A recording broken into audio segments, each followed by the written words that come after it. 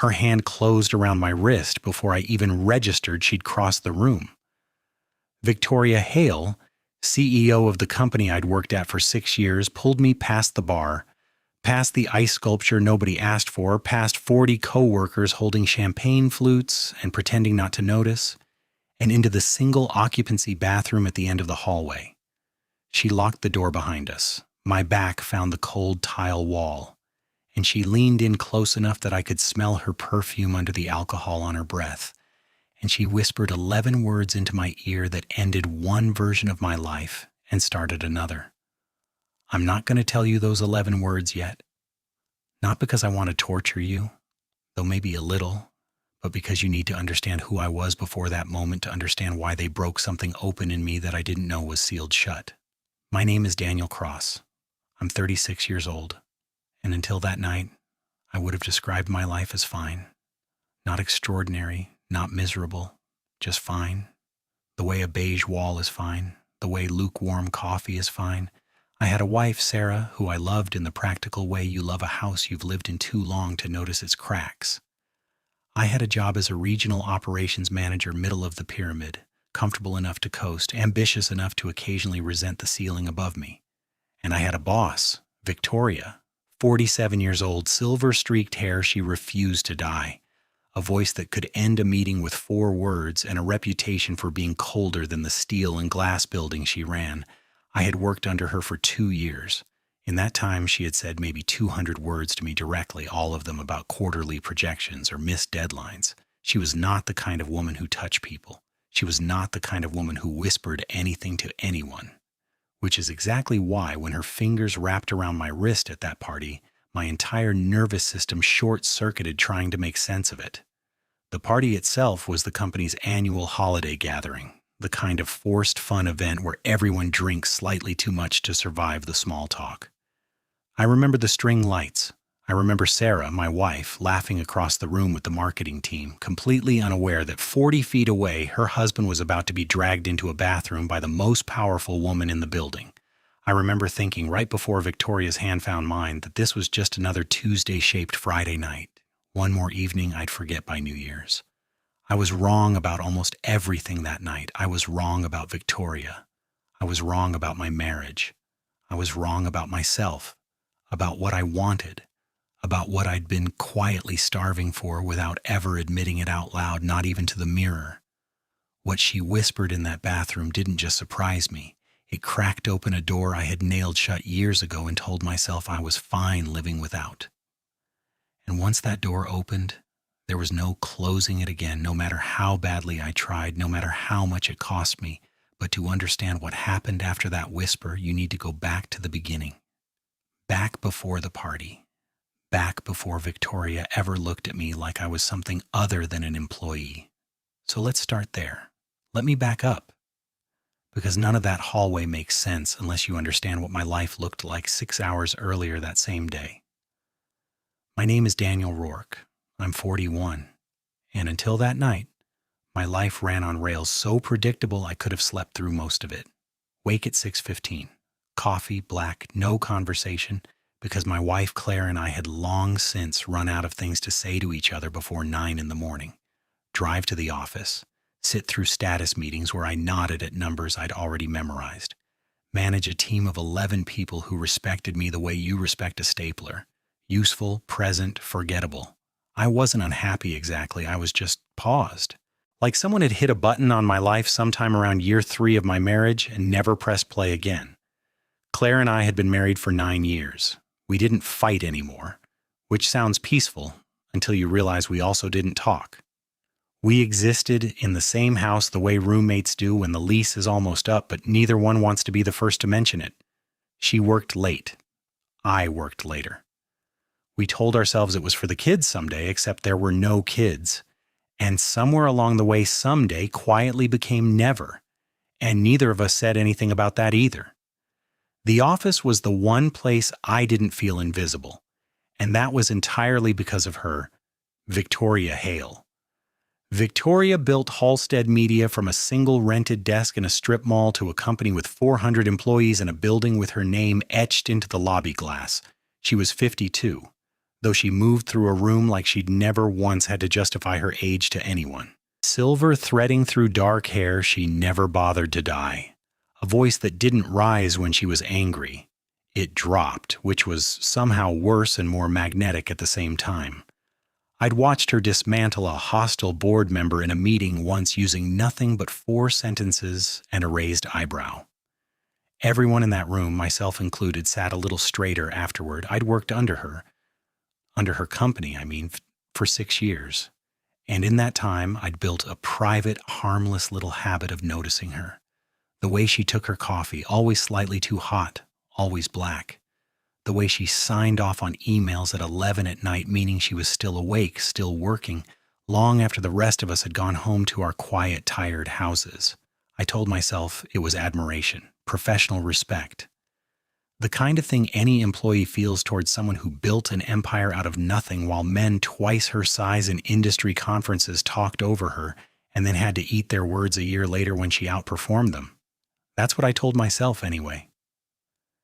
The office itself ran on a very particular kind of tension that everyone pretended not to feel.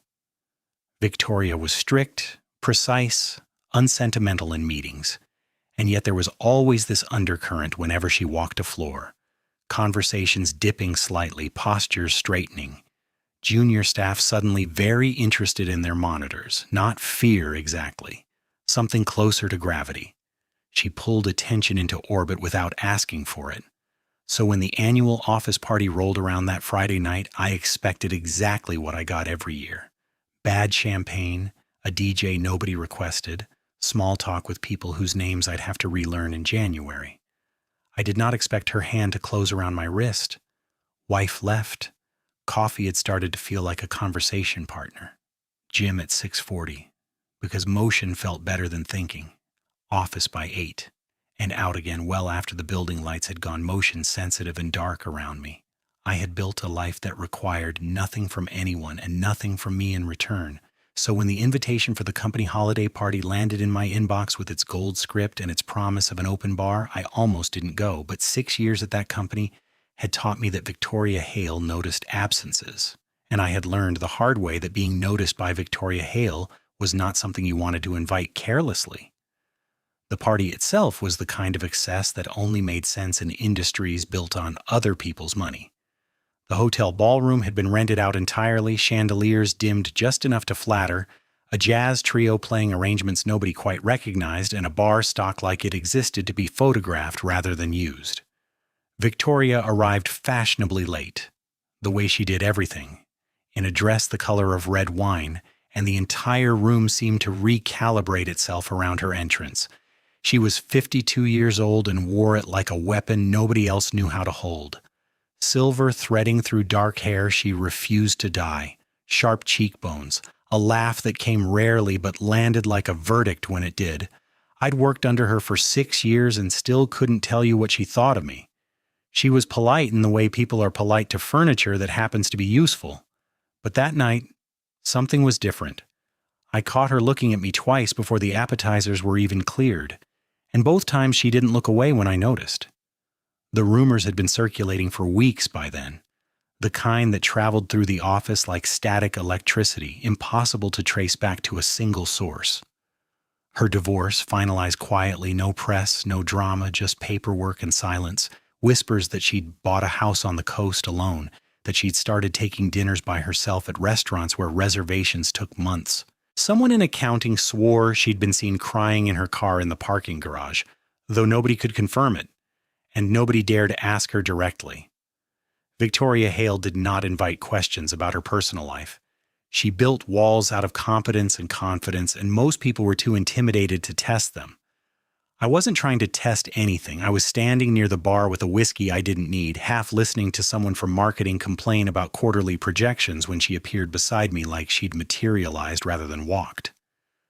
"Daniel," she said, my name landing with a weight I wasn't used to hearing from her, "you clean up well." "Thank you," I said, aware suddenly of how her perfume cut through the noise of the room, something warm and expensive that I couldn't name. "The company's paying for good tailoring tonight, I assume." She almost smiled. "The company's paying for a lot of things tonight?" Her eyes moved over me, unhurried, and then met mine again. Enjoy the party, Daniel. I have a feeling it's going to be memorable.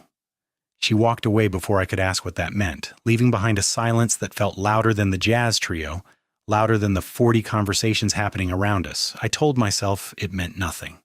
I was wrong. The door clicked shut behind us, and the party noise dropped to a dull hum on the other side of it, like something happening to other people in another building. The bathroom was small, tiled in that expensive matte black that companies install when they want you to know the toilets cost more than your car payment. There was a marble counter, a single sink, a mirror with soft gold lighting that made everyone look better than they had any right to look. Victoria stood with her back against the door, and for a moment neither of us said anything. I want to tell you I felt something clever in that moment, some sharp instinct that told me what was coming. I didn't. I felt confused, and underneath the confusion something closer to alarm. Victoria Hale did not pull people into bathrooms. Victoria Hale did not touch people at all. Not really. Not beyond the practiced handshake she gave in board meetings, firm enough to be respected, brief enough to be forgotten. Victoria, I said because someone had to say something. What's going on? She didn't answer right away. She was looking at me in that mirror light, and I noticed something I hadn't let myself notice before. Not in 6 years of quarterly reviews and hallway nods. Up close, she didn't look like a CEO. She looked like a woman who had been performing the role of CEO for so long that she'd forgotten she was allowed to stop. I need you to listen to me, she said, and I need you to not say anything until I'm finished, because if you interrupt me, I might lose my nerve, and I don't have a lot of that left tonight. Okay, I said slowly. I'm listening.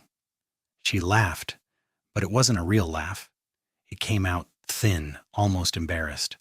God, I sound insane. I know I sound insane. I've been rehearsing this in my head for 3 weeks, and now that you're actually standing here, I can't remember a single word of it. 3 weeks, I repeated. That number landed somewhere strange in my chest. Daniel. She said my name like it cost her something. Do you know why I hired you 6 years ago? Out of 40 applicants, half of them more qualified on paper. I assumed it was the paper that mattered less than the interview. It wasn't the interview either. She stepped closer, close enough that I could smell her perfume, something warm and expensive that didn't try too hard. It was you. Something about the way you talked about failure. Most people in interviews talk about failure like it's a trap they cleverly avoided. You talked about it like it taught you something. I don't know. I've thought about that answer more times than I should probably admit. My pulse was doing something inconvenient. Victoria, what is this about? She closed her eyes for a second like she was gathering the last of something. When she opened them again, they were steady in a way that scared me more than the shaking had. I'm not doing this because of champagne, she said. I want you to know that first. I'm stone sober, and I've never been more sure of anything in my life. And that terrifies me because I have spent 15 years making sure nothing terrifies me. Victoria, let me finish. Her hand found my arm again, lighter this time, almost hesitant. There's something I need to tell you, something I should have told you a long time ago. And once I say it, I can't take it back, and neither can you. She leaned in close enough that her breath brushed my ear, and the words she whispered next were quiet enough that I almost asked her to repeat them, except I heard every single one, and I would never forget them for the rest of my life. There was a marble counter between us, and Victoria leaned against it like she owned the room, which, in a sense, she did. She owned the whole building. She owned my paycheck, my performance reviews, the quiet architecture of my entire working life. Victoria Hale, 51 years old, silver blonde hair that never moved out of place, the kind of woman who could silence a boardroom by simply setting down her pen. I had worked under her for 6 years and exchanged maybe 200 words with her that weren't about quarterly projections. You've been watching me, she said. Not a question. A verdict. I opened my mouth to deny it because that's what you do when you're caught. You deny first and think later. But she raised one hand and I stopped, because some instinct in me still understood hierarchy even when the hierarchy had followed me into a bathroom. Don't, she said. I've been watching you too, Daniel. Longer than you think. I told myself this was a performance review with worse lighting. I told myself a lot of things in that half second, none of which prepared me for what came next. You do the work of 3 people, she said, and you ask for nothing. You stay quiet in meetings when you shouldn't. You let men with half your competence walk out with your ideas stapled to their names. I've watched it happen 4 times this year alone. She tilted her head. Do you know why I never stopped it? I shook my head, throat tight, because I wanted to see how long you'd let it happen. I wanted to see what was underneath all that discipline. Most men break under pressure, Daniel. You just get quieter. That's rare. That's usable. The word landed strange, cold, clinical, and something else beneath it that I didn't want to name yet. There's a position opening, she continued. Senior Director, International Division. Corner office, real authority, the kind of money that changes what your life looks like on paper and in practice. She let that sit in the air between us like perfume. I could put your name on it tomorrow morning. Why are you telling me this here? My voice came out rougher than I intended. She smiled, slow, unbothered. Because I don't offer things twice, and I don't offer them in front of witnesses. She stepped closer, close enough that I could smell something expensive and warm, close enough that the air between us stopped feeling like professional distance. But nothing in this life is free, Daniel. You understand that better than most, I think, given everything happening at home. My stomach dropped. She knew about Claire. Of course she knew. Victoria Hale didn't miss anything. There are 3 roads in front of you tonight, she said quietly. 1, you take the promotion, and we keep this simple, professional, exactly what it looks like on paper. 2, she paused, letting her eyes move over me in a way that made my collar feel tighter. We don't keep it simple. You become something more useful to me, and I become considerably more generous in return, quietly, completely between us. She let that settle, then added almost gently, or 3. You walk out that door and pretend this conversation never happened, and next week you find out exactly how replaceable you are. Marriage troubles have a way of becoming public knowledge in offices like ours, Daniel. People talk. Boards notice instability. The bathroom felt smaller than it had 30 seconds earlier. My career, my marriage, my entire sense of who I was standing on one worn hinge, waiting to see which way I'd push it. Which one? She asked softly. Do you want to be tonight? The problem with a secret is that it doesn't stay quiet inside you. It sits there, humming, and it starts changing the way you talk to people who don't even know it exists. That's what happened to me over the next 2 weeks. I'd go home, sit across from Rachel at dinner, and hear her ask how my day was, and I'd feel this jolt of guilt so specific it had a taste, like copper on the back of my tongue. Nothing had actually happened in that bathroom. Victoria had made an offer, not a move. But somehow the offer felt heavier than any affair because it wasn't about a moment of weakness. It was about a door swinging open onto a completely different life, and me standing there deciding whether to walk through it. Rachel noticed. Of course she noticed. 14 years of marriage doesn't disappear just because 2 people stopped really looking at each other. You've been somewhere else, she said one night. Not angry. Just tired in that specific way that scared me more than anger ever could. I told her it was stress, a big project, budget season. All true, technically. None of it the truth. At the office, the whispers started almost immediately. Someone had seen Victoria and me leave the party in the same direction. Someone else swore they saw her hand on my arm near the elevators. By Wednesday, Priya from marketing was giving me a look in the break room that wasn't quite a smirk, but wasn't innocent either. Big things happening for you, Daniel? She said, stirring her coffee slower than coffee has ever needed to be stirred. I laughed it off, some joke about overtime, but my hands weren't steady when I picked up my mug. The worst part wasn't the rumors. It was that the rumors weren't even wrong. Not really. They just didn't have the right shape yet. Victoria, for her part, acted like nothing had happened at all. Same crisp emails, same brief nod in the hallway, same absolute command of every room she walked into, which somehow made it worse. I kept waiting for a follow-up, a signal, anything, and getting nothing just left me alone with the decision, turning it over and over like a stone in my pocket. Because that's what it was, a decision. She hadn't propositioned me in some crude, obvious way. She'd offered me something with edges I was only starting to understand. A promotion that would triple my salary, a project that would put my name in rooms I'd spent my whole career trying to get into, and underneath all of it, unmistakably, herself. "Think about what you actually want, Daniel," she'd said, voice low, steady, like she already knew my answer before I did. "Not what you're supposed to want, what you actually want."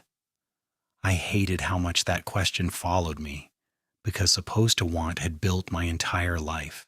The house, the 2 cars, the marriage that had quietly calcified into routine. Actually want was a country I hadn't visited in years. One night, lying awake next to Rachel, listening to her breathe, I made myself picture the 2 futures side by side. One was safe, familiar, slowly dimming. The other was terrifying, electric, and completely unknown.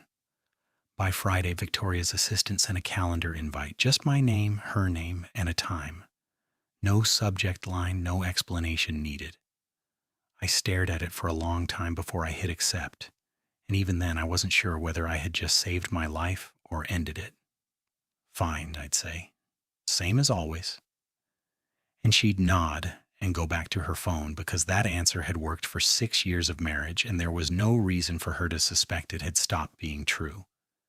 But it had stopped being true the moment Victoria leaned across that marble counter and said, low enough that I felt it more than heard it, "I've watched you for 8 months, and I don't think you know what you're worth yet." Then she'd touched 2 fingers to my jaw, just once, just briefly, like she was testing whether I was real, and walked out of that bathroom back into the party like nothing had happened at all. Nothing had happened. That's what I told myself on the drive home that night, hands tight on the wheel, radio off, the city sliding past in smears of red light. Nothing happened. A woman touched my face and said something and left. People do stranger things at office parties after 4 glasses of champagne. I could file it away as a strange, isolated moment and move on with my life. I almost believed that for a full day and a half. Then Monday came, and there was an email in my inbox from Victoria Hale directly, not through her assistant, not copied to HR, just her name in the sender line like a small detonation. Subject, Project Realign. Body. 3 lines. Professional, cool, asking me to stay late Thursday to walk her through the quarterly numbers myself instead of sending them up the chain like usual. Nothing inappropriate in the wording. Nothing anyone could screenshot and complain about. But I read it 4 times before I understood what it actually was. It was a door left open, and she was daring me to notice. I noticed. Thursday came slower than any day has ever come in my life. I sat through 2 unrelated meetings that morning, barely absorbing a word, watching the clock on the conference room wall tick toward an evening that felt less like a work obligation and more like a verdict. At lunch, I sat alone in the break room, turning my phone over in my hands, half composing a text to Rachel that said something like, "Running a little late tonight, don't wait up," and deleting it 3 times before I finally sent a version so short and flat it could have meant anything. By 6:30, the office had thinned out to the after-hours skeleton crew, the cleaning staff, a couple of junior analysts pretending to be more indispensable than they were. By 7, it was just me, the hum of the HVAC system, and the long hallway leading to the corner office where the door was, for once, not fully closed. I knocked anyway.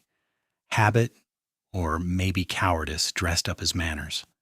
"Come in," Victoria said, not looking up from her monitor at first, and when she finally did, she smiled like this was the most ordinary meeting in the world. "Close the door behind you. We don't need an audience for numbers." I did. My hand lingered on the handle a half-second longer than it needed to, and I think she saw that, because when I turned around, she was already standing, already moving around the desk instead of staying behind it, closing the physical distance between us the same unhurried way she'd closed it in the bathroom 2 weeks earlier. "Forget the spreadsheet," she said quietly. "That's not why I asked you to stay." And somewhere behind my ribs, that same low hum from the party started up again, louder this time, impossible to ignore. Months have passed since that night, and I still think about the way marble felt under my hands when the whole architecture of my life quietly rearranged itself. I didn't lose my job. I didn't lose my marriage, not right away. Not in the dramatic way you'd expect from a story like this. What I lost was smaller and somehow heavier than that. I lost the version of myself that thought safety and invisibility were the same thing. Victoria never mentioned that night again, not directly. She didn't have to. Power like hers doesn't repeat itself. It just sits in the room every time you're both in it, patient, certain it's already won. And in a strange way it had, because after that whisper, I stopped performing competence and started actually building it. I stopped waiting to be told I was valuable and started deciding it for myself in meetings and decisions in the way I carried my own name through that building. Some people would call that manipulation. Maybe it was, but I can't deny that the man who walked out of that bathroom was more awake than the one who walked in. Rachel and I are different now, too. Not broken, just honest in a way we weren't before. I told her enough of the truth to matter, not enough to destroy us, and somehow that honesty did more for us than 6 years of comfortable silence ever did. She asked me once very quietly if something had happened at that party. I looked at her for a long moment and said, "Something happened to me. Not with someone else, inside myself." She didn't push further. I think she understood that some turning points don't need a confession, just a change in the man standing in front of you.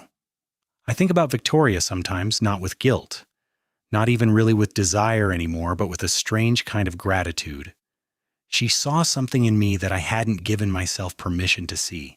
Maybe that's what real power does when it's aimed at you, even briefly, even dangerously. It doesn't just take.